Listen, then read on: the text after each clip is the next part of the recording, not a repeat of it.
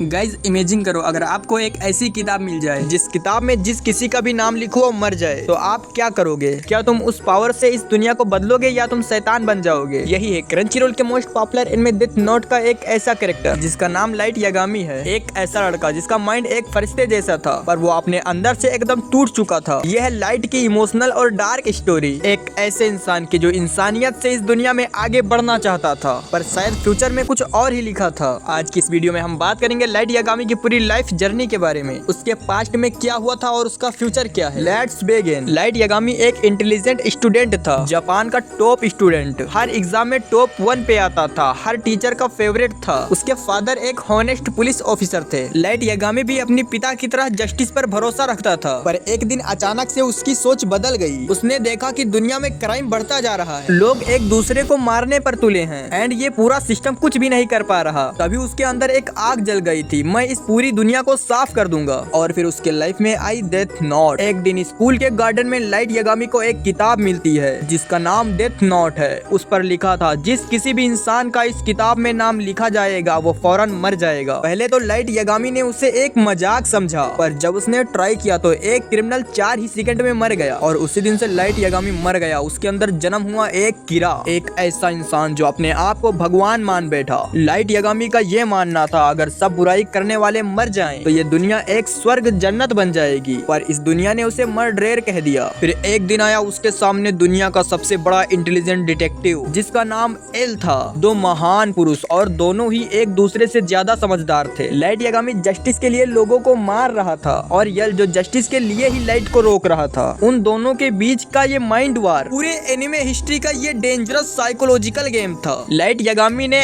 L को हर बार एक चालाकी से हराया, बट वो अंदर से खुद भी हारने लगा था अपनी इंसानियत से। अब वो सिर्फ एक ही बात कहता था, मैं परमात्मा हूँ। जब एल मर गया, लाइट ने सोचा मैं जीत गया। उसने एक नया दुनिया ऑर्डर बना दिया। लोग लाइट यागामी से डरने लगे और उसे पूजने लगे, पर हर भगवान का एक दिन आता है जब उसे अपने पाप का हिसाब देना पड़ता है। लाइट यागामी की स्टोरी भी वैसे ही थी जैसे नए डिटेक्टिव एल के सक्सेसर्स मेलो ने उसके अंदर के झूठ के जाल को तोड़ दिया। एंड एक दिन ऐसा आया जब लाइट यागामी अपनी ही लिखी किताब में फंस गया। अपने लास्ट पलों में उसने भागना चाहा, चिल्लाया, बट अब बिल्कुल देर हो चुकी थी। जिस डेथ नोट ने उसे भगवान बनाया था, उसी ने उसे अब एक मॉन्स्टर बना दिया। गाइस, लाइट का सफर हम सभी के लिए एक लेसन बन गया कि पावर चाहो पर इंसानियत को कभी मत भूलो। दिमाग बड़ा हो सकता है पर दिल से बड़ा कुछ नहीं होता। लाइट पूरी दुनिया को बदल सकता था अगर उसने रियल में जस्टिस के रास्ते को चुना होता, पर उसने भगवान बनने की कोशिश की एंड लास्ट में खुद अपनी डेथ नोट लिख दी। गाइस, आपके लिए एक छोटी सी टिप्स है, अगर तुम्हें लगे कि ये दुनिया गलत है तो ये बात हमेशा याद रखना, चेंजिंग शुरू करने से होता है, रेवेंज से नहीं। लाइट यागामी हर एक एनिमे फैंस को हमेशा याद रहेगा एक इंसान के रूप में जिसने जस्टिस तो चाहा पर इंसानियत खो दी। लाइट यागामी का लास्ट वॉइस, मैं भगवान नहीं था, सिर्फ एक आम इंसान था जो दुनिया को समझ नहीं पाया। गाइस, लाइट यागामी की ये स्टोरी जानकर आपको कैसा फील हुआ हमें कमेंट करके जरूर बताएं। और हाँ, वीडियो थोड़ी सी भी इंटरेस्ट लगी हो तो वीडियो को लाइक करके चैनल को सब्सक्राइब भी कर लें। मिलते हैं नेक्स्ट वीडियो में। Take care, bye bye, keep enjoying anime Death note.